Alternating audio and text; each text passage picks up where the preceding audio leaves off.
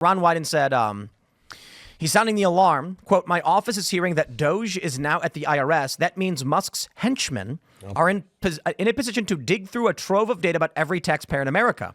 And if your refund is delayed, they could very well be the reason. Holy crap. Can I just, my friends, each and every one of you listening at home, please heed these words. The refund the government has that belongs to you was taken from you wrongly. That's why it's a refund. It means you gave them more than you needed to. Yep. So when he's saying, well, now it's going to be delayed, it's Elon's fault. No, the government is taking more of your money than they're legally allowed to do. And then every year they give it back and people act happy about it. That is an interest-free loan that you are giving to the government. Yeah. It is better to hold on to that money yourself, but it's pay the amount that you're supposed to, hold on to that money yourself and put it into a not easy to do. Not easy to do, man. Fair enough. I remember back in like 2014 or whatever, I was paying my taxes. It was 2015, actually.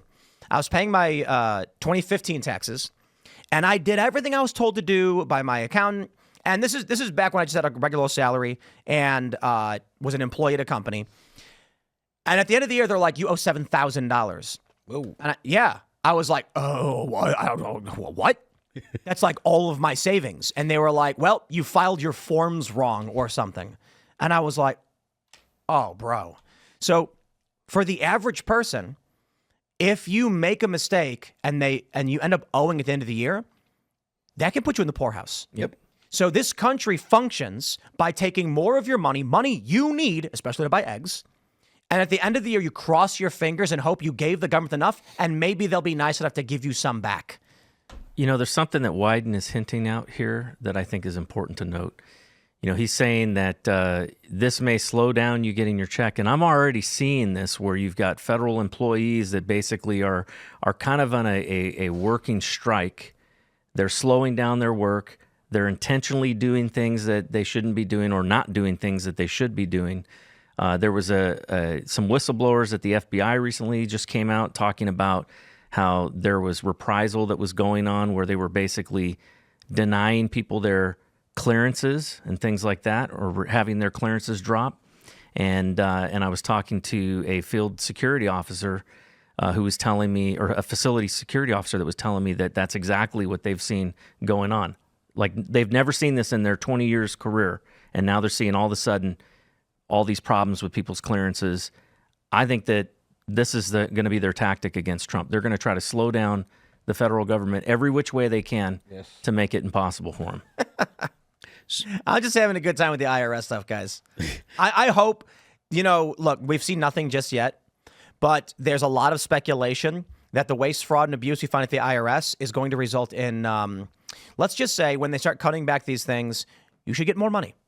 I'm hoping that they go into the IRS and they uncover. Well, actually, I'll put it this way. I hope they go in and they find everything's perfect. And they're being honest and, the IRS is treating everybody well.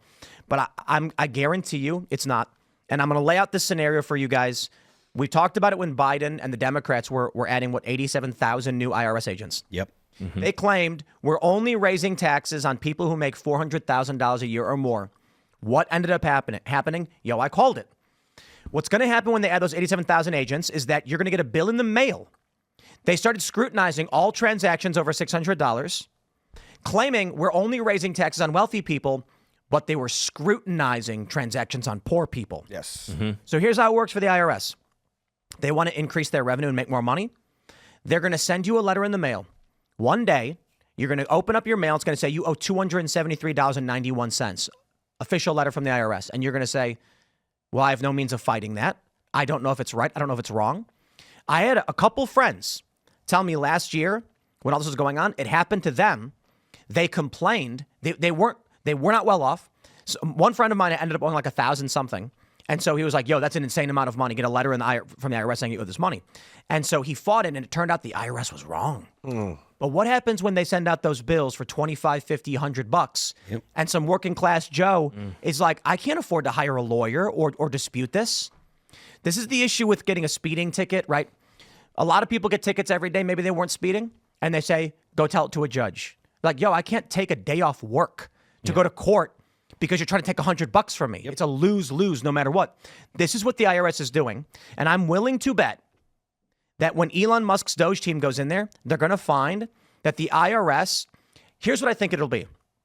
Not that they're intentionally overcharging Americans and sending out all of these bills, but that their review process to determine whether or not an American owes money is so scrambled and lax. I'm willing to bet the IRS approves all monetary demands. Some low-level IRS agent says, I looked at some guy's PayPal. He had $700 in it. I think he owes us $50. And his boss goes, rubber stamp out the door. That guy better pay us or else. I bet that's what he finds. And you also got to think about whether they're doing evil or not, the people who are asking out for the bills, the penalties.